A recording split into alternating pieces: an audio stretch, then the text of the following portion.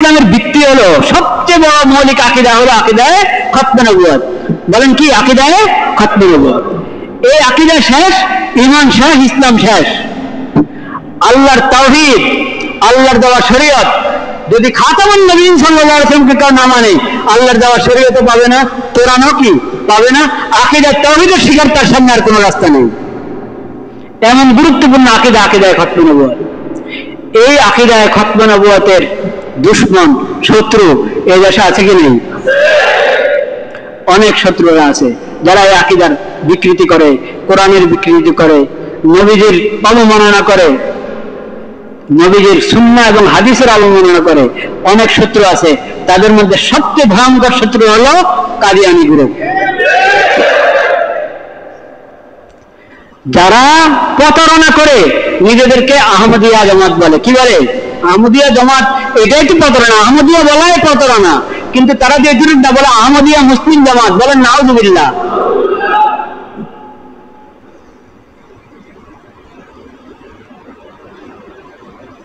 প্রতারণা বন্ধ হওয়া দরকার। এ দেশে মুসলমানদের বাহিরে অনেক ধর্মের লোকেরা আছে কি নেই? আছে।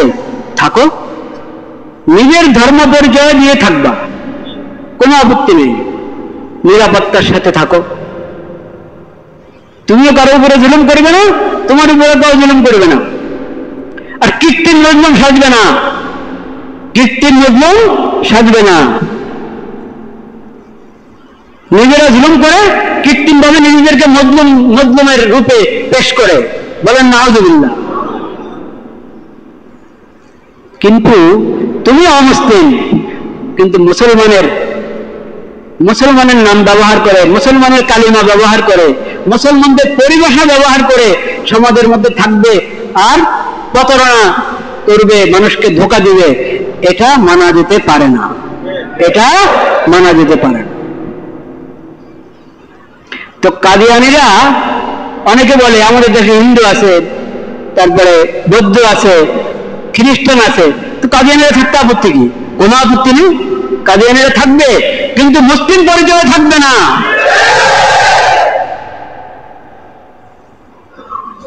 অমুসলিম হয়ে মুসলিম পরিচয় ব্যবহার করা প্রতারণা কিনা? প্রতারণার বিরুদ্ধে আইন হওয়া দরকার। যে কোনো প্রতারণার বিরুদ্ধে আইন হওয়া জরুরি। কাজে অমুসলিম হয়ে মুসলিম পরিচয় ব্যবহার যাতে না করা হয় সেজন্য জরুরি এবং স্পষ্ট আইন প্রণয়নের আবেদন জানাচ্ছি আমরা সবাই। আগামীকাল সরোয়ার্দী উদ্যানে ওলামায়ে কেরাম, ওলামা মাশায়েখ এবং সকল শ্রেণীর মুসলমানরা সমাবেশ ডেকেছে। ওটাতে আমরা সবাই উপস্থিত থাকবো কিনা? ইনশাআল্লাহ। আমাদের সবার একটাই কথা, কাদিয়ানীরা এদেশে নিরাপত্তার সাথে শান্তির সাথে থাকবে, কিন্তু কাদিয়ানী পরিচয় থাকবে। গোলাম আহমদ মির্জা, গোলাম আহমদ কাদিয়ানী, মির্জা গোলাম আহমদ কাদিয়ানীর পরিচয় থাকবে, মুহাম্মদুর রাসূলুল্লাহর পরিচয় থাকবে না। লা ইলাহা ইল্লাল্লাহ মুহাম্মাদুর রাসূলুল্লাহ। অমুসলিম হয়ে ইসলামের কালিমা ব্যবহার করবে না। নিজেদের আস্তানাকে মসজিদ নাম দিবে না। মসজিদ তো মুসলমানদের ইবাদতখানার নাম মসজিদ। অমুসলিম হয়ে হিন্দুরা যদি মন্দিরের নাম মসজিদ দেয়, আপনি মানবেন? কোন হিন্দু এরকম করে? তো তুমি অমুসলিম হয়ে কেন তোমার আস্তানার নাম, তোমার উপাসনালয়ের নাম মসজিদ দিচ্ছ? বকশীবাজারে এটা কি মসজিদ না তাদের উপাসনালয়? ওখানে লা ইলাহা ইল্লাল্লাহ মুহাম্মাদুর রাসূলুল্লাহ কালিমা লিখেছে, এটা প্রতারণা নয়? স্পষ্ট প্রতারণা। সমস্ত প্রতারণা বন্ধ করতে হবে। আল্লাহ তাআলা আমাদেরকে, আমরা সকাল সন্ধ্যা বলে থাকি রাযীতু বিল্লাহি রাব্বান ওয়া বিল ইসলামি দীনা ওয়া বি মুহাম্মাদিন সাল্লাল্লাহু আলাইহি ওয়াসাল্লাম নবিয়্যা। আল্লাহ আমি ধন্য, আমি সন্তুষ্ট, আমি সৌভাগ্যবান, তুমি আমার রব, আমি তোমার বান্দা। আল্লাহ আমি সৌভাগ্যবান, আমি ধন্য, আমি মুসলিম হতে পেরেছি, ইসলাম আমার দিন, আমি মুসলিম।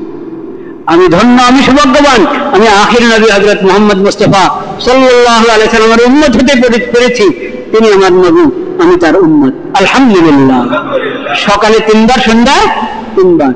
এই আকীদার উপর, এই নীতির উপরে মজবুত থাকতে হবে ইনশাআল্লাহ। আল্লাহ তাআলা মওত পর্যন্ত আমাদেরকে মজবুত রাখেন সঠিক ঈমানের উপরে। ওয়া আখিরু দাওয়ানা আলহামদুলিল্লাহি রাব্বিল আলামিন। সুন্নতে মুআক্কাদা যাদের বাকি আছে, আল্লাহু আকবার, জিকির, আল্লাহর তাসবিহ করে, আল্লাহর হামদ এবং সানা, আল্লাহর প্রশংসা বর্ণনা করে, আল্লাহর মহত্ব বর্ণনা করে এবং একমাত্র আল্লাহ রাব্বুল আলামিন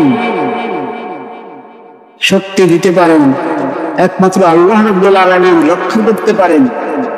এসব বিবরণ বলার জন্য যে শব্দমালাগুলো কোরআন এবং হাদিস শরীফে শেখানো হয়েছে, ওইসব শব্দমালা পড়তে পড়তে তারা আল্লাহর জিকির করে।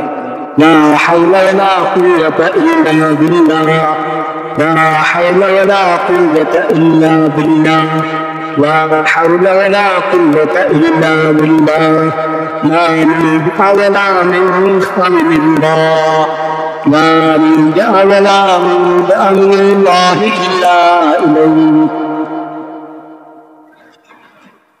আল্লাহর জিকির করতে থাকে, কালেমা পরিবার জিকির করে, লা ইলাহা ইল্লাল্লাহ, লা ইলাহা ইল্লাল্লাহ। চলতে উঠতে বসতে শুরু হয়েছে তখনই মনে করার পর্যন্ত জিকির করতে থাকে। এমনি তো শোয়ার সময় ৩৫ বার সুবহানাল্লাহ, ৩৫ বার আলহামদুলিল্লাহ, ৩৫ বার আল্লাহু আকবার, এটা এরকম ফরজ হয়ে পড়া জিকির শোয়ার সময়ের জিকির গুলো, হ্যাঁ শোয়ার সময়ের জিকির। কিন্তু এরকম আরো জায়গা নির্দিষ্ট ভাবে আমাদেরকে শেখানো হয়েছে। যখন আমরা শব্দ গ্রহণ করি বিছানা গায়ে শোয়ার জন্য, সেই দোয়া এবং জিকিরের পর এমনি ঘুম আসা রাখতে কিন্তু আপনার জবান চলতে থাকুক, সুবহানাল্লাহ, আলহামদুলিল্লাহ, লা ইলাহা ইল্লাল্লাহ, দুরূদ শরীফ, যে কোনো একটা দুরূদ শরীফ, আল্লাহুম্মা সাল্লি আলা মুহাম্মাদ, আল্লাহুম্মা সাল্লি আলা মুহাম্মাদ, আল্লাহুম্মা সাল্লি আলা মুহাম্মাদ, সাল্লাল্লাহু আলা নাবিয়্যিনা সাল্লাল্লাহু আলাইহি ওয়াসাল্লাম, সাল্লাল্লাহু আলা মুহাম্মাদ, সাল্লাল্লাহু আলাইহি ওয়াসাল্লাম, সাল্লাল্লাহু আলা মুহাম্মাদিন নাবিয়্যিল উম্মি, সাল্লাল্লাহু আলা মুহাম্মাদিন নাবিয়্যিল উম্মি, আল্লাহুম্মা সাল্লি আলা মুহাম্মাদিন নাবিয়্যিল উম্মি।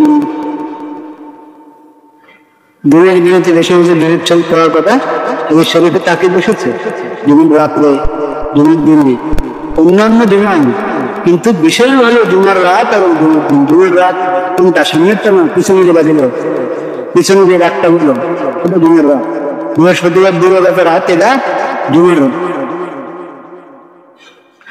আজকে জুমার দিন বেশি বেশি দূরত থাকতে, এটা ব্যক্তিগত আমল, দূরে দেবতা আনুষ্ঠানিক আমল, শুধু অনুষ্ঠানের জন্য রেখে দিল, বছরের জন্য, মাসের জন্য, কয়েক মাস পরে একটা দোকান উদ্বোধন হবে, ওখানে একটু কয়েকবার দূরত ছিল পড়লো, দূরত সে আমল না, পড়েন তখন না, তখনও পড়েন মনে নেই, কিন্তু এটা দৈনন্দিনের আমল, সকাল সন্ধ্যার আমল, দিনের রাতের আমল। যে ব্যক্তি সকালে 10 বার দরুদ শরীফ পাঠ করবে, সন্ধ্যা 10 বার দরুদ শরীফ পাঠ করবে, নবী করিম সাল্লাল্লাহু আলাইহি ওয়াসাল্লামের সুপারিশ পাবে।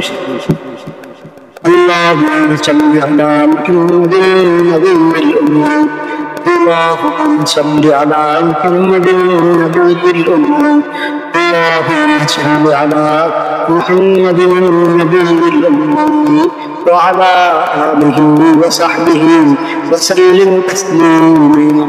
পুরোটা পড়েন, অংশ বললে দেখব, আল্লাহুম্মা সাল্লি আলা মুহাম্মাদ। তো জিকির চলতে থাকবে। বুদ্ধিমান হলে যারা জিকিরে ফিকিরে থাকে, বিশেষ করে ফরজ জিকির, 5 ওয়াক্ত নামাজ, এই জিকির শুধু সুবহানাল্লাহ পড়তে হবে না, শুধু মনের ধ্যান করে হবে না, এটা তাকবীরে তাহরিমের মাধ্যমে শুরু হবে, সালামের মাধ্যমে শেষ হবে, কিবলামুখী হয়ে পবিত্র স্থানে, পবিত্র পোশাক, পবিত্র শরীর নিয়ে আমি নিয়ত করবো, আল্লাহু আকবার বলে নামাজ শুরু হবে, সানা করবো। তারপরে যথানিয়মে দাঁড়ানো অবস্থা যা আমাকে পড়তে হবে, রুকুতে যা পড়তে হবে, রুকু থেকে দাঁড়িয়ে যা পড়তে হবে, সব আগে করে সালাম পর্যন্ত যাবো। এটা নিয়ম নামাজ। নামাজকে নামাজ বলে না। এই রুকু সজদাওয়ালা নামাজ, এটার মধ্যে আপনি মন হাজির রাখেন আল্লাহর দরবারে। রুকু সজদা না করে বসে বসে ধ্যানের নামে বলবে মনের নামাজ, বড় নামাজ, আসলে নামাজ পড়ে না। এদের ইমান আছে? এটা সবাই বল। যারা মসজিদে যে নামাজ হয়, এই নামাজকে নামাজ মনে করে না, এই নামাজকে জরুরি মনে করে না। মনের নামাজে দোহাই দিয়ে যে নামাজই হয়ে থাকে, বা বলবে অন্য দেশে গিয়ে নামাজ পড়ে এসেছে। এক বন্ধবীর আছে সাতক্ষীরার দিকে, এক বন্ধবীর আল্লাহ তাকে ওই আস্থানা থেকে সরাইছে, আলহামদুলিল্লাহ। তার ছেলে মদিনা নামাজ পড়ে আসে। আসলে শ্যামনগর সাতক্ষীরাই আছে, ওখানে আছে, নামাজ পড়ছে না। উনি নামাজ পড়ে না, উনি নামাজ পড়ে না, বড় সাহেব নাম দিয়েছেন, উনি নামাজ পড়ে না। তো ঘুরি থেকে আশেপাশে কথাবার্তা বলে নামাজ পড়ে না বড় সাহেব, এটা কেমন? তারা নিজেরা কাউকে উত্তর দেয়, আর উনি কি এখানে নামাজ পড়েন, কিন্তু মদিনা নামাজ পড়ে বলেন তুমি এখানে বলে মদিনা নামাজ পড়ে বলতে, যেটা আমরা আধ্যাত্মিক নামাজ পড়ি। আল্লাহকে আধ্যাত্মিক নামাজ ফরজ করেছেন না রুকু সাজদা নামাজ ফরজ করেছেন? রুকু সাজদা নামাজ, কিয়াম এবং কিরাত নামাজ, তাসাহুদ এবং দুরূদ শরীফ নামাজ আল্লাহ ফরজ করেছেন। আধ্যাত্মিক নামাজ ফরজ করেন না আল্লাহ। আধ্যাত্মিক নামাজের দোয়া দিয়ে বেনামাজি হয়ে থাকো, তোমার হাসর বেনামাজিদের মধ্যে যারা সবচেয়ে নিকৃষ্টতম, তাদের সঙ্গে তোমার হাসর হবে।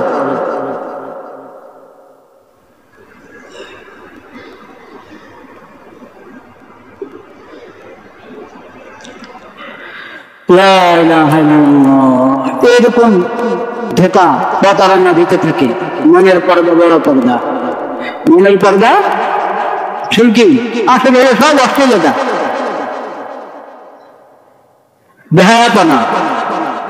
ওটা কি ঢাকা দেয় নিজের কুফরকে, নিজের অশ্লীলতাকে, বেহায়াপনাকে, পাপাচারকে ঢাকা দেয় কি বলে? মনের পর্দা বড় পর্দা। আল্লাহ তাআলা যেটাকে মানুষ পর্দা হিসেবে বুঝে, ওই পর্দা আল্লাহ কি করেছেন? মানুষ করেছেন। এই পর্দা পুরুষের উপরে করেন, মেয়েদের উপরে কি? শুধু মেয়েদের জন্য পর্দা, পুরুষের জন্য পর্দা না। পুরুষ গিয়ে ঢুকে যাবে যে কোনো ঘরে গিয়ে অনুমতি ছাড়া, আন্দোলন মান গিয়ে ঢুকে যাবে না। পুরুষ তো নিজের ঘরে সামনের কামরা থেকে ভিতরের কামরা যেতে অনুমতি নিয়ে ঢুকবে, অথবা অন্য কাউ এসে তার সঙ্গে তোমার পর্দা। তোমার স্ত্রীর বোন যদি এসে থাকে তার সঙ্গে দেখা করতে, তার সঙ্গে পর্দা কিনা? কঠিন পারবে। শালীর সঙ্গে পর্দা, স্ত্রীর বড় জন হোক, স্ত্রীর ছোট জন হোক, তাদের সঙ্গে পর্দা। এরকম দেওয়ারের সঙ্গে, আর কি বলো, ভাষণ কি, সবার সঙ্গে পর্দা। আর যত বানানো শ্বশুর, চাচা শ্বশুর, মামা শ্বশুর, খালু শ্বশুর, ফুফু শ্বশুর, এগুলো সব বানানো শ্বশুর। বানানো শ্বশুর মানে হলো আমাদের দেশের পরিবেশে এদেরকে শ্বশুর বলে। স্ত্রী সরাসরি বাপ যে, এবং স্বামীর কি বাপ, স্বামীর বাপ উনি কালপুর, স্ত্রীর জন্য শ্বশুর, এবং স্ত্রীর মা সরাসরি মা যে, সে মা স্বামীর জন্য কি শাশুড়ি। খালা শাশুড়ি, কাকি শাশুড়ি, মামি শাশুড়ি, এটা তো শ্বশুর, এটা কি থাকতেন। কারণ যে খালা শাশুড়ি মনে করেন তার মেয়ের বিয়ে হয়েছে, আরে বলুন তো তারও তো কোনো শাশুড়ি হবে, ওর মেয়ের বিয়ে হলে এটা তখন শাশুড়ি বল। আপনি এরকম ট্রেন যদি বের করেন, এরকম ট্রেন বের করলে তো শাশুড়ির ট্রেনে পুরো দুনিয়া এসে যাবে, শ্বশুরের ট্রেনে পুরো দুনিয়া এসে যাবে। সবার সঙ্গে পর্দা, সরাসরি যে শাশুড়ি, সরাসরি যে শ্বশুর, তার সঙ্গে রকমের পর্দা আছে। একবার জন্মে তোমার সামনে বসে যায়। সাধারণ যে পোশাক, ওই পোশাক করে তার সামনে আসতে পারে, কিন্তু এইভাবে তার সঙ্গে একা একা বসে থাকবে। তাও আমরা তো দেখার চেষ্টা করি না, জানার চেষ্টা করব শরীয়তে সুন্দর যে পরিবার সুন্দর পরিবারের জন্য, আদর্শ পরিবারের জন্য শরীয়ত যে নিয়ম নীতি দিয়েছে, ওটা জানার চেষ্টা করি না, বুঝার চেষ্টা করি। নিজের পরিবার পরিকল্পনা মানে নিজেরা পরিবার পরিকল্পনা, আর আপনার পরিবার পরিকল্পনাতে শরীয়তের যে পরিবার পারিবারিক বিধিগুলো না তোদের সাথে মিলাম, তাহলে আপনার পরিকল্পনাটা সুন্দর হবে। আর না আপনার পরিকল্পনা সুন্দর হবে না। যাই হোক, কথা লম্বা হয়ে যাচ্ছে। লা ইলাহা ইল্লাল্লাহ, লা ইলাহা ইল্লাল্লাহ, লা ইলাহা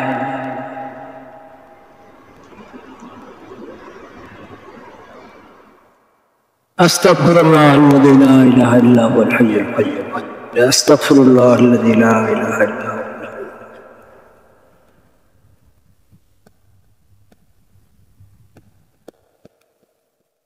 আমি বলছিলাম আল্লাহ রাব্বুল আলামিন কোরআন কারীমের মধ্যে উলুল আলবাব, বুদ্ধিমানদের বিনা বুঝে বর্ণনা করে। যদি প্রকৃত বুদ্ধিমান হতে চাও, আল্লাহর পক্ষ থেকে বুদ্ধিমানের সনদ পেতে চাও, তবে নামাজ আদায় করতে হবে, ফরজ নামাজ আদায় করতে হবে। দুনিয়ার বিচার আপনি যত বড় বুদ্ধিমান হন, যত বড় পদ পদবী হয়ে যাবেন না কেন, একবারই বিশ্ব সনদ পেয়েছেন আপনি বুদ্ধিমান হওয়ার পর, বুদ্ধিমান হওয়ার বিষয়ে। কিন্তু যদি নামাজ, নিয়মিত নামাজ, ফরজ নামাজ আদায় না করা হয়, সময়মতো ফরজ নামাজ আদায় করা হয়, তাহলে লোক কিনা বুদ্ধিমান না, ওই লোক কিনা আল্লাহর দৃষ্টিতে বুদ্ধিমান না, কোরআনের দৃষ্টিতে বুদ্ধিমান না। যেই হাসছে বুদ্ধিমান হতে হলে নামাজও হতে হবে। বুদ্ধিমান হতে হলে কি হতে হবে? নামাজও হতে হবে, নামাজ আদায়। তা আজকে নামাজ সম্পর্কে আমি দুটা কথা বলবো। সব কথা তো আর একদিনে হবে না, ইনশাআল্লাহ। নামাজের আলোচনা যখন এসেছে, কিছুদিন নামাজের আলোচনা হবে ইনশাআল্লাহ। আজকে দুটা কথা, একটা হলো সালাম সালামের পরে একটা দোয়া, আবার ভুলে গেছি সেটা আমি বলে রাখলাম, একটা দোয়া সালাম সালামের পরে, ওই দোয়া আছে, একটা দোয়া আজকে বলবো ইনশাআল্লাহ। আর একটা হলো নামাজের গুরুত্বপূর্ণ জরুরি একটা বিধান, যেটা হয়তো আমাদের অনেকে খেয়াল করেন না, করে অনেকে খেয়াল করেন না, করা হয় না। ওই বিধানটা বলবো, আর আগামীকালের একটা সমাবেশের দাওয়াত দিব আপনাদেরকে ইনশাআল্লাহ। তিনটা কথা। নামাজের পরে দোয়া আগে বলি। নবী করিম সাল্লাল্লাহু আলাইহি ওয়াসাল্লাম মুআয রাদিয়াল্লাহু তাআলা আনহু বলেছেন, ইয়া মুআয ইন্নী উহিব্বুক, ইন্নী উহিব্বুক। হে মুআয, মুআয বিন জাবাল রাদিয়াল্লাহু তাআলা বিশিষ্ট সাহাবী, সব সাহাবী বিশিষ্ট সাহাবী, তারপরেও তাদের মধ্যে আবার স্তর আছে। মুআয রাদিয়াল্লাহু তাআলার ব্যাপারে নবী করিম সাল্লাল্লাহু আলাইহি ওয়াসাল্লাম বলেছেন, আ'লামুকুম বিল হালালি ওয়াল হারামি মুআয ইবনে জাবাল। হালাল হারাম সম্পর্কে, জায়েজ নাজায়েজ, হালাল হারামের বিষয়, শরীয়তের এসব মুসলিম সাহেব সবচেয়ে বেশি ভালো জানেন কে? মুআয বিন জাবাল। মানে তুমি এটা মুআয বিন জাবালের কাছ থেকে শিখো। সেই মুআযকে নবী করিম সাল্লাল্লাহু আলাইহি ওয়াসাল্লাম বলেছেন, ইন্নী উহিব্বুক। কথার ভূমিকা না, আমি তোমাকে ভালোবাসি, আমি তোমাকে ভালোবাসি। এই ভালোবাসার কথা জানান দিয়ে উপদেশ দিয়েছেন নবী করিম সাল্লাল্লাহু আলাইহি ওয়াসাল্লাম, লা তাদআন্না, লা তাদআন্না বা'দা সালাতিন মাকতুবা, ফরজ নামাজের পরে তুমি এই দোয়াটি কখনো ছাড়বে না। ফরজ নামাজের পরে এই দোয়াটি অবশ্যই পাঠ করবে। কি দোয়া?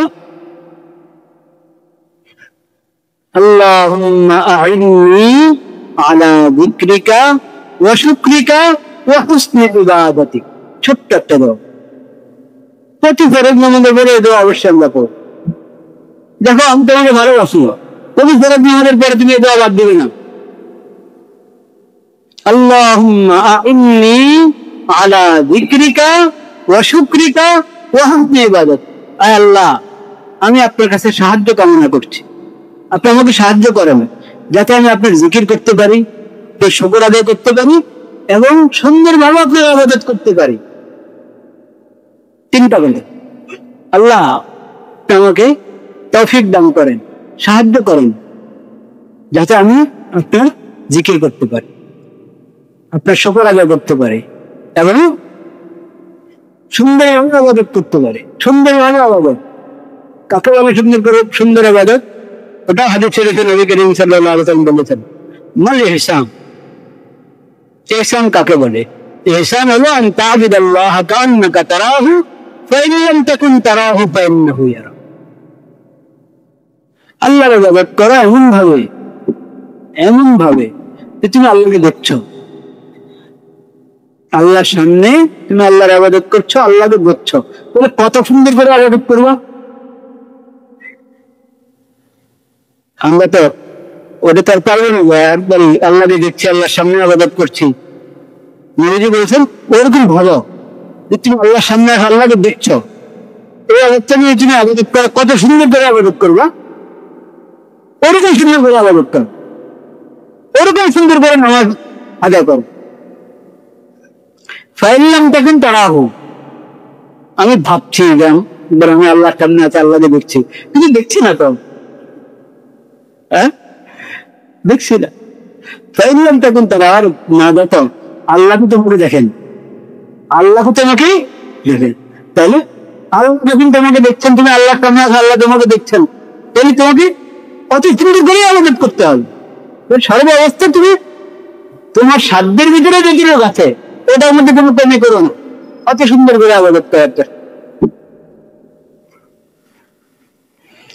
সম্মানিত কোন ব্যক্তি মনে করেন মজলিসে আছে, তো সবাই একটু তার আদব রক্ষা করে মজলিসে ঠিকঠাক মতো থাকে না, হ্যাঁ, অসুন্দর কোনো আচরণ করে না, কোনো আওয়াজ করে না, সবাই নীরব, আদব রক্ষা করে বসে থাকে। কেন? একজন মহামান্য মহিমা, সেই জন্য। ওই মজলিসে যদি কয়েকজন অন্ধ থাকে, যারা চোখে দেখেন, ওরা দেখছে না, কেউ দেখে না, কিন্তু তারা কি সম্মান রক্ষা করবে? না করবে? করবে। যথাযথ মজলিসের যথাযথ আদব রক্ষা করবে। কেন? বিষয়টা তো এটা না আমি দেখছি কি দেখতাম, বিষয়টা হলো যার সম্মানে আমরা এখানে বসে আছি তিনি কি দেখছেন, তিনি উপস্থিত। তো মাখলুকের সঙ্গে তো আল্লাহর তুলনা হয় না। আল্লাহ হলেন খালেক, আল্লাহ হলেন রব, আল্লাহ হলেন কি মাহবুব। আল্লাহ তো দিলের অবস্থাও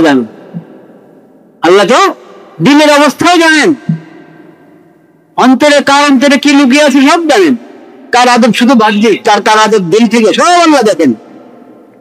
এখানে তোমাকে সর্বোচ্চ খুশু, সর্বোচ্চ আদব, যেভাবে নবী করিম সাল্লাল্লাহু আলাইহি ওয়াসাল্লাম ফরজ নামাজ শিখিয়েছেন ওইভাবে নামাজ আদায় করার অনুশীলন তোমাকে করে দিতে হবে। ফরজ আদায় তো করতেই হবে, সাথে সাথে নামাজ ভালো থেকে জানে ভালো হয়, সুন্দর থেকে সুন্দর হয়, সে অনুশীলন করে দিতে হবে। খালি অনুশীলন করলে, চেষ্টা করলে হবে না, আল্লাহর তৌফিক হতে হবে। সেজন্য আল্লাহর কাছেও বলতে হবে।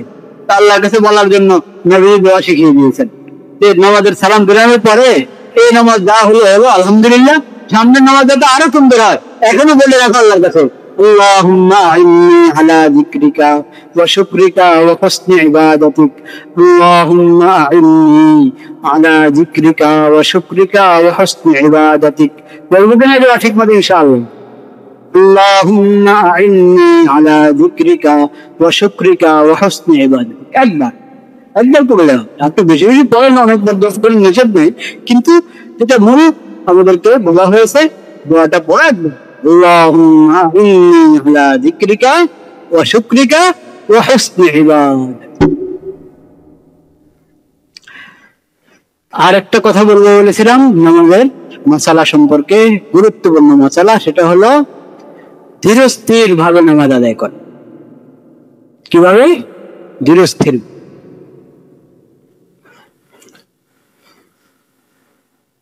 নামাজে কয়েকটা আমল। প্রথমে আমরা সোজা হয়ে দাঁড়াই, কেমন হয়ে দাঁড়াই, দাঁড়ানোর মধ্যে সানা সূরা ফাতিহার পরে সূরা মিলাই, ইমামের পিছনে ইমামের কেরাত শুনে খামোশ থাকি। তারপরে রুকুর পর আবার দাঁড়াই। কি বলে ওটাকে? রুকু থেকে দাঁড়ালে কি বলে? কওম নাকি? এরপরে সাজদা দেয়। প্রথম সাজদার পরে বসি, জলসা, তারপরে দ্বিতীয় সাজদা, এরপরে আবার দ্বিতীয় রাকাতের জন্য দাঁড়াই। দ্বিতীয় রাকাত শেষ করার পরে তাশাহুদের জন্য বসি। অতিরিক্ত আরো নামাজ হলো তৃতীয় রাকাতের জন্য দাঁড়াই, তাশাহুদ শেষ করে। আরো 2 রাকাত বাকি থাকলে 2 রাকাতের জন্য দাঁড়াই। কিন্তু আমি 2 রাকাত পড়লেও 2 রাকাত নামাজের মধ্যে রুকু আছে, সাজদা আছে। রুকুর পরে কওম আছে, সাজদার পরে জলসা আছে। ঠিক তো? এই কাজগুলো খেয়াল রাখতে হবে। এই কাজগুলোর মধ্যে তাড়াহুড়া করা চলে না। রুকুতে যাইতে না যাইতে উঠে যায়, দাঁড়াতে না দাঁড়াতে আরেক সাজদা রওনা, সাজদা থেকে বসতে না বসতে আরেক সাজদা রওনা। এটা ঠিক পদ্ধতি না। এটা কি না? নামাজের সঠিক পদ্ধতি নয়। নামাজের সঠিক পদ্ধতি হলো এই কাজগুলো, কিয়াম, দাঁড়ানো। এদের মধ্যে যেহেতু সূরা ফাতিহা আর সূরা মিলানো আছে, তো তাড়াহুড়ো করতে চাইলে আর হাতে হুলস্থুল করতে পারেন। কিন্তু সেখানেও যদি আমি সূরা ফাতিহাটা সুন্দর মতো না পড়ি, হুলস্থুল করি, তাজবীদের সাথে পড়তে হবে তো নাকি? সেই শুদ্ধ পড়তে হবে। এই জন্য তো কোরআন শেখা দরকার। কোরআন তো কোরআনের উপরে তার ঈমান আছে, সেজন্যই ঈমান শেখা দরকার, কোরআন শেখা দরকার। কোরআনের প্রতি মুমিনের ঈমান, তাহলে কোরআন শিখতে হবে কিনা? আমাদের হেদায়েতের কিতাব, আল্লাহর পক্ষ থেকে সর্বশেষ কিতাব, আখেরি কিতাব, কোরআন এমনি শেখা দরকার। ঈমানের দাবিতে কোরআন শেখা দরকার, কোরআনের দাবিতে কোরআন শেখা দরকার। কিন্তু সেই জায়গায় নামাজের মধ্যেই কি আছে? আমাকে কোরআন পড়তে হবে, সূরা ফাতিহা পড়তে হবে, সূরা ফাতিহার পরে আর কিছু অংশ পড়তে হবে। তাহলে কোরআন সহিহ শুদ্ধ না শিখলে আমার 5 ওয়াক্ত নামাজ আদায় হবে না। তাহলে আমরা সবাই কোরআন কারীম সহিহ শুদ্ধ শেখার চেষ্টা করবো তো ইনশাআল্লাহ। এই মসজিদে তো ব্যবস্থা আছে, আরো দেখেন যে কোনো মসজিদে, অধিকাংশ মসজিদে এখন ব্যবস্থা আছে। আচ্ছা, না থাকো আপনি ব্যবস্থা বের করে নেন। আপনি দুনিয়ার জরুরতের জন্য ঘুরেন না, হ্যাঁ, রাস্তা বের করেন না, তো এই সহিহ শুদ্ধ শিখতে হবে, ফজরের রাস্তা বের করেন। আর খালি ঘরে হুজুরকে কষ্ট দিয়ে আনবেন না, নিজে যাবেন হুজুরের কাছে, নিজে শিখতে যাবেন। মাঝে মধ্যে ঘরে হলো আপত্তি নেই, ঘরের মধ্যেও তালিম হবে, কিন্তু এই জন্য যে আমি আরো জনের কাছে যাবো শেখার জন্য, আমার কাছে আসো, এই মানসিকতা নিয়ে যদি কাউকে ডাকেন শেখার জন্য, তাহলে শিখার সব কমে গেল, শিখার বরকত কমে গেল, কখনো নাই হয়ে যেতে পারে। নাই, এলিমের কাছে যেতে হয়, এলিমের কাছে কি নিজে যেতে হয়। যাই হোক,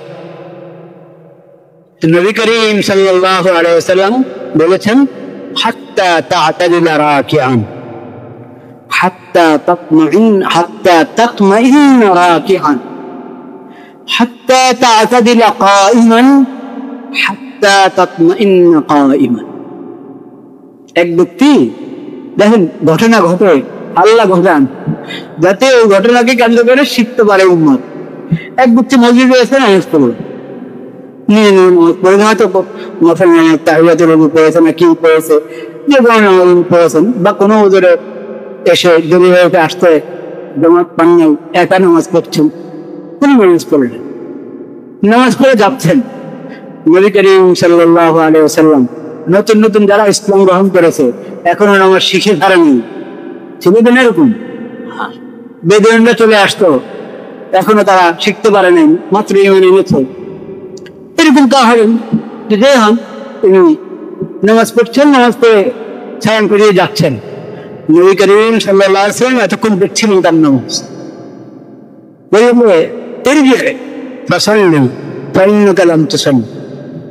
এই আসো আসো, তুমি নামাজ পড়ো, তুমি তো নামাজ পড়ো নেই, নামাজ তো ভেতরে পড়ো, নামাজ আগে করলো। নবীজি বলছেন তুমি নামাজ পড়ো নি, নামাজ পড়ো, বুঝে দিয়েছো যে আমার নামাজ ঠিক মতো হয়নি, আবার পড়লো, চেষ্টা করছে তার সাথে আর একটু সুন্দর ব্যবহার করতে, অবশ্যই করেছেন, সালাম ধরে রাখতে।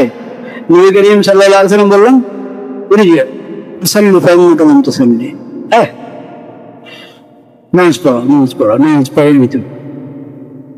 আজকাল মানুষকে এরকম বলে যাবেন না, হ্যাঁ প্রথম কথাকে তর্ক শুরু হয়ে যাবে।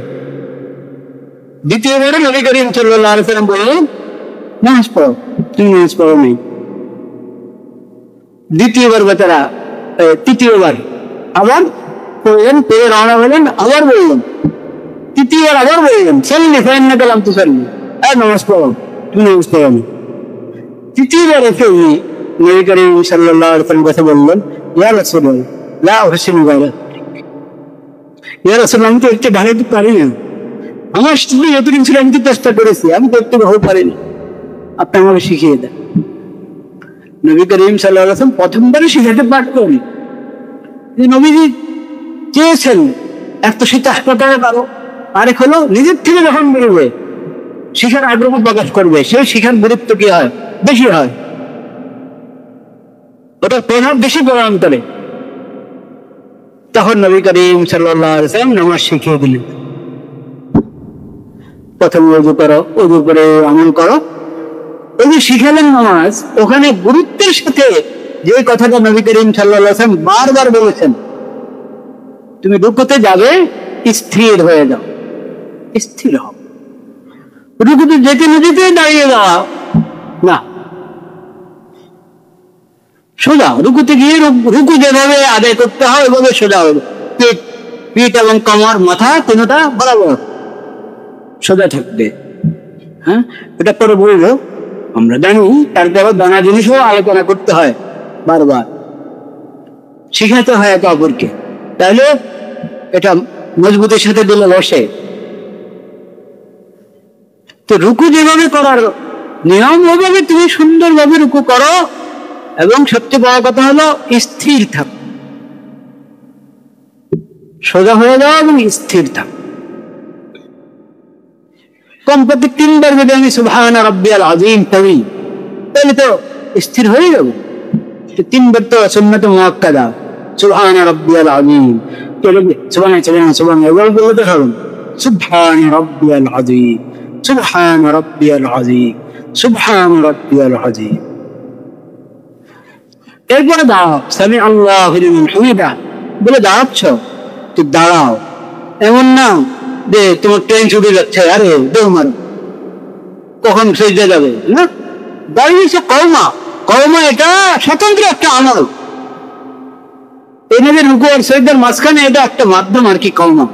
কাজে এখানে ওরকম যেতে দেওয়ার দরকার নেই, বাস দেহ মারো, সোজা হইতে না হইতেই সেজদার দিকে রওনা হয়ে যাও না, একবারে সোজা দাঁড়িয়ে যাও।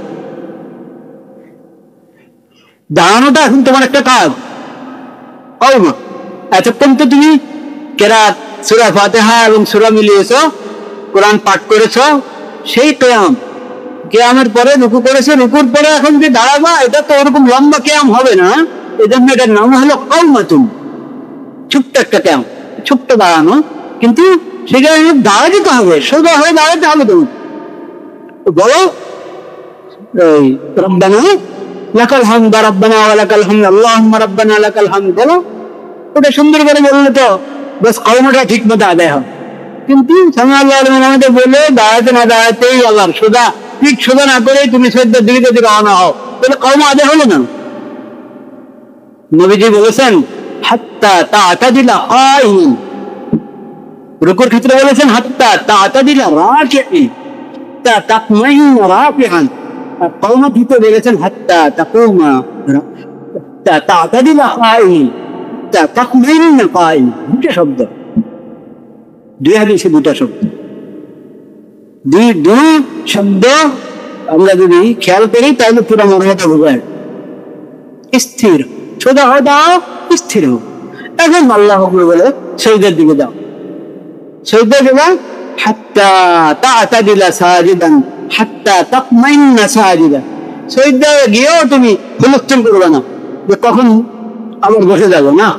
সুবহান রাব্বিয়াল আ'লা, সুবহান রাব্বিয়াল আ'লা, সুবহান রাব্বিয়াল আ'লা, কমপক্ষে 3 বার শুদ্ধ করে কমপক্ষে 3 বার যদি সুবহান রাব্বিয়াল আ'লা বলো তাহলে স্থির হবে কি হবে না? হবে। তারপরে বসলাম, এইখানে হাত্তা তাতমাইন্না জালিসা, জলসা দুই সজদার মাঝে, এটাকে হালকা মনে করবো না। এটা এমনি দুই সজদার মাঝে একটা পার্থক্য করার জন্য বাস বসার ভান ধরলে হবে না, বসার ভান ধরলে হবে না, পুরা স্থির হয়ে বসে দাও, স্থির হয়ে কি বসে দাও। দোয়া আছে রব্বিক ফিরলি, রব্বিক ফিরলি, রব্বিক ফিরলি কয়েকবার পড়ো, আল্লাহুম্মা ফিরলি ওয়ারহামনি ওয়াহদিনি ওয়ারযুকনি ওয়াহদিনি ওয়াআফিনি, দেখলে পড়তে পারো। আর আপনি বলেন আচ্ছা পড়েন না, কিন্তু বেশি থাকেন বসে থাকেন। দুই সজদার মাঝে বিরতি দিতে হবে আপনাকে, সোজা হয়ে বসতে হবে, স্থির হয়ে বসতে হবে। তারপরে গান দ্বিতীয় সজদা, দ্বিতীয় সজদা করেন সুবহান রাব্বিয়াল আ'লা, কমপক্ষে 3 বার সহি শুদ্ধভাবে পড়েন। এরপর আপনি দ্বিতীয় রাকাতের জন্য দাঁড়ান। তো রুকু, কওমা, সাজদা, জলসা, 2 সজদা, একটা রুকু, একটা কওমা, 2 সজদার মধ্যে জলসা। এই সবগুলো কাজ কি হতে হবে? ধীরে সুস্থ হতে হবে, ধীরে স্থির ভাবে হতে হবে, স্থিরতার সাথে হতে হবে। এটা নবী করিম সাল্লাল্লাহু আলাইহি ওয়াসাল্লাম শিখালেন, সবাই দেখতে শিখাচ্ছেন। অন্যরা শিখে ফেলেছে, আমি ওদের শিখে আমার উচিত আরো কতদিন শিখে, এবং কিয়ামত পর্যন্ত হাদিস চলতে থাকবো। সবাই রুকু, সিজদা, জলসা, কওমা কিভাবে করতে হয় এই হাদিসের বরাত দিয়ে সবাই শিখায়। বলেন সুবহানাল্লাহ। তাহলে কত নেক আমল জমা হচ্ছে ওই সাহাবীর, ওই মুসল্লির আমল নামায়, কত নেক আমল জমা হচ্ছে আমাদের নবীজির আমল নামায়। এই যে 5 ওয়াক্ত ফরজ নামাজ, এরা তো সর্বশ্রেষ্ঠ নবী, আখিরি নবী, বিশ্ব নবী, শ্রেষ্ঠ নবী হযরত মুহাম্মদ মুস্তাফা সাল্লাল্লাহু আলাইহি ওয়াসাল্লামের মাধ্যমে রব্বানি তোহফা, রব্বানি উপহার, ইলাহি উপহার আমরা পেয়েছি এই 5 ওয়াক্ত নামাজ। ঠিক কিনা? এই নামাজের মাধ্যমে যদি আল্লাহর শুকর আদায় না করে, আল্লাহর ফরজ আদায় না করি, তাহলে আমাদের থেকে নাশুকর বান্দা আর কা হবে? নাশুকর বান্দা হয়ে থাকবো না, আল্লাহর শুকর গুজার বান্দা হবো। 5 ওয়াক্ত ফরজ নামাজ মসজিদে জামাতের সাথে আদায় করবো ইনশাআল্লাহ। পুরুষরা, মহিলারা ঘরের একবারে অন্ধকার কামরায় আদায় করলে, পুরুষরা মসজিদে আসলে আমাদের আদায় করলে এই সওয়াব পায়, তারা ঘরের ভিতরের কামরায় আদায় করলে সেই সওয়াব পায়। মহিলারা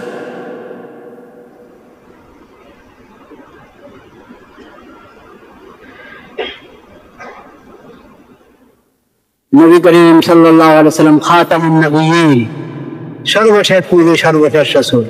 তারপরে নতুন করে কোন নবী রাসূল বিদায়ে খতমে নবুয়ত, বিদায়ে খতমে নবুয়ত, অর্থাৎ নবুয়তের ধারা আল্লাহ তাআলা হযরত মুহাম্মদ মুস্তাফা সাল্লাল্লাহু আলাইহি ওয়াসাল্লামকে নবুয়ত এবং রিসালাত প্রদানের মাধ্যমে শেষ করে দিয়েছেন। ইনকাতাতুন নবুয়্যত, ইনকাতাতুর রিসাল, এই আখিরি নবীর মাধ্যমে এই ধারা শেষ। এরপরে নতুন করে কোন নবী কি আসবেন? কিয়ামতের আগ মুহূর্তে ঈসা আলাইহিস সালাম আসবেন। ঈসা আলাইহিস সালাম কি আমাদের নবীর পরের নবী না আগের নবী? আগের নবী, অনেক আগের নবী, 500 বছর আগের কি নবী, আরো বেশি, আরো কিছু বেশি। আল্লাহ তাআলা ইহুদিরা ষড়যন্ত্র করে তাকে হত্যা করতে চেয়েছে, আল্লাহ তাআলা রক্ষা করেছেন, হেফাজত করেছেন, ঈসা আলাইহিস সালামকে উপরে উঠে নিয়ে উনি জীবিত আছেন। কিয়ামতের আগে যেমন আসবেন, ওনার ইন্তেকাল হবে, কবর হবে এই জমিন, কিন্তু তখন যে আসবেন তিনি তো নবী, আমাদের নবীজির আগের নবী, তখন যে আসবেন উনি ওনার শরীয়ত বাস্তবায়ন করার জন্য আসবেন না, ইনজিলের শরীয়ত বাস্তবায়ন করার জন্য আসবেন না, কোরআনের শরীয়ত বাস্তবায়ন করার জন্য আসবেন, আমাদের নবীর সুন্নাত বাস্তবায়ন করার জন্য আসবেন। এবং তিনি যখন আসবেন জমিনে অবতরণ করবেন, তো ইমামতের জন্য ওনাকে বলা হবে, বলবে না তোমরা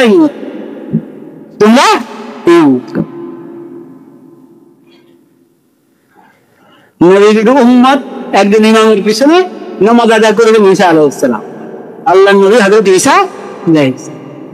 তো সর্বশেষ নবীকে মুহাম্মদ মুস্তাফা সাল্লাল্লাহু আলাইহি ওয়াসাল্লাম, বিশ্ব নবীকে হযরত মুহাম্মদ মুস্তাফা সাল্লাল্লাহু আলাইহি ওয়াসাল্লাম, রাহমাতুল লিল আলামিন কে হযরত মুহাম্মদ মুস্তাফা সাল্লাল্লাহু আলাইহি ওয়াসাল্লাম, সাইয়্যিদুল মুরসালিন কে হযরত মুহাম্মদ মুস্তাফা সাল্লাল্লাহু আলাইহি ওয়াসাল্লাম।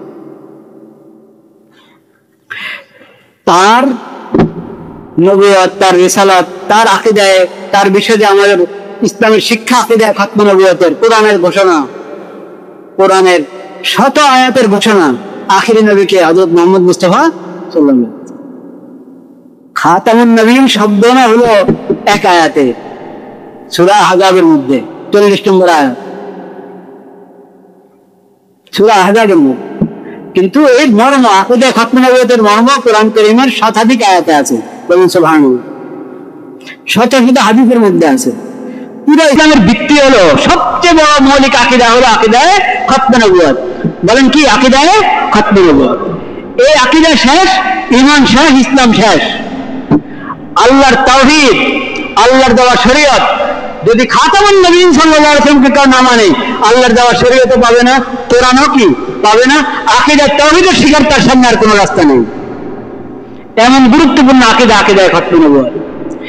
এই আকীদায়ে খতম নবুয়তের দুশমন, শত্রু এই দেশে আছে কি নেই?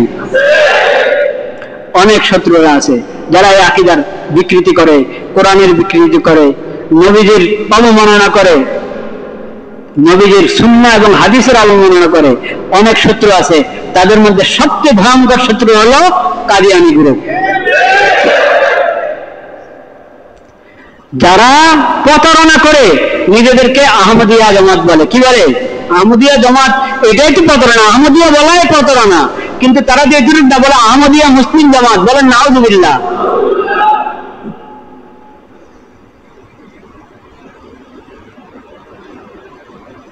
প্রতারণা বন্ধ হওয়া দরকার। এ দেশে মুসলমানদের বাহিরে অনেক ধর্মের লোকেরা আছে কি নেই? আছে, থাকো, নিজের ধর্ম পরিচয় দিয়ে থাকবা, কোনো আপত্তি নেই, নিরাপত্তার সাথে থাকো। তুমিও কারোর উপরে জুলুম করবে না, তোমার উপরে কেউ জুলুম করবে না। আর কৃত্রিম মজলুম সাজবে না, কৃত্রিম মজলুম সাজবে না। নিজেরা জুলুম করে কৃত্রিম ভাবে নিজেদেরকে মজলুমের রূপে পেশ করে, বলেন নাউজুবিল্লাহ। কিন্তু তুমি অমুসলিম, কিন্তু মুসলমানের নাম ব্যবহার করে, মুসলমানের কালিমা ব্যবহার করে, মুসলমানদের পরিভাষা ব্যবহার করে সমাজের মধ্যে থাকবে আর প্রতারণা করবে, মানুষকে ধোঁকা দিবে। এটা মানা যেতে পারে না, এটা মানা যেতে পারে না। তো কাদিয়ানীরা অনেকে বলে আমাদের দেশে হিন্দু আছে, তারপরে বৌদ্ধ আছে, খ্রিস্টান আছে, তো কাদিয়ানীরা থাকতে আপত্তি কি? কোনো আপত্তি নেই, কাদিয়ানীরা থাকবে, কিন্তু মুসলিম পরিচয় থাকবে না।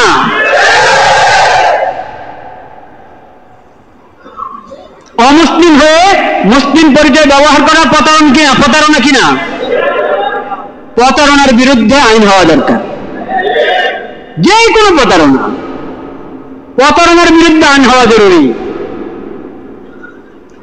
কাজে অমুসলিম হয়ে মুসলিম পরিচয় ব্যবহার যাতে না করা হয় সেজন্য জরুরি এবং স্পষ্ট আইন প্রণয়নের আবেদন জানাচ্ছি আমরা সবাই। আগামীকাল সরোয়ার্দী উদ্যানে ওলামায়ে কেরাম, ওলামা মাশায়েখ এবং সকল শ্রেণীর মুসলমানরা সমাবেশ ডেকেছে। ওটাতে আমরা সবাই উপস্থিত থাকবো কিনা ইনশাআল্লাহ? আমাদের সবার একটাই কথা, কাদিয়ানের এদেশে নিরাপত্তার সাথে শান্তির সাথে থাকবে, কিন্তু কাদিয়ানি পরিচয় থাকবে। গোলাম আহমদ মির্জা, গোলাম আহমদ কাদিয়ানি, মির্জা গোলাম আহমদ কাদিয়ানির পরিচয় থাকবে, মুহাম্মদুর রাসূলুল্লাহর পরিচয় থাকবে না। লা ইলাহা ইল্লাল্লাহ মুহাম্মাদুর রাসূলুল্লাহ অমুসলিম হয়ে ইসলামের কালিমা ব্যবহার করবে না।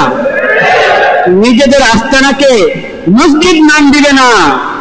মসজিদ তো মুসলমানদের ইবাদতখানার নাম মসজিদ। অমুসলিম হয়ে হিন্দুরা যদি মন্দিরের নাম মসজিদ দেয়, আপনি মানবেন? কোন হিন্দু এরকম করে? তো তুমি অমুসলিম হয়ে কেন তোমার আস্তানার নাম, তোমার উপাসনালয়ের নাম মসজিদ দিচ্ছ? বক্সিবাজারে এটা কি মসজিদ না তাদের উপাসনালয়? ওখানে লা ইলাহা ইল্লাল্লাহ মুহাম্মাদুর রাসূলুল্লাহ কালিমা লিখেছে, এটা প্রতারণা নয়?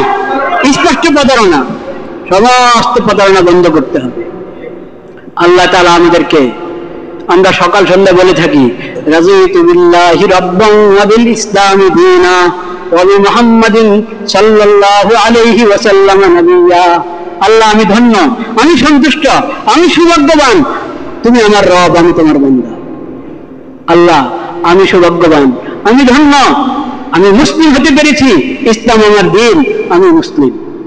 আমি ধন্য, আমি সৌভাগ্যবান, আমি আখির নবী হযরত মুহাম্মদ মুস্তাফা সাল্লাল্লাহু আলাইহি সাল্লামের উম্মত হতে পেরেছি, তিনি আমার নবী, আমি তার উম্মত। আলহামদুলিল্লাহ। সকালে 3 বার, সন্ধ্যায় 3 বার।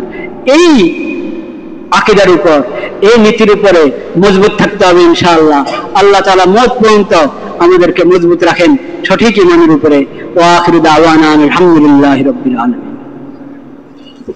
সুন্নতে মুআক্কাদা যাদের বাকি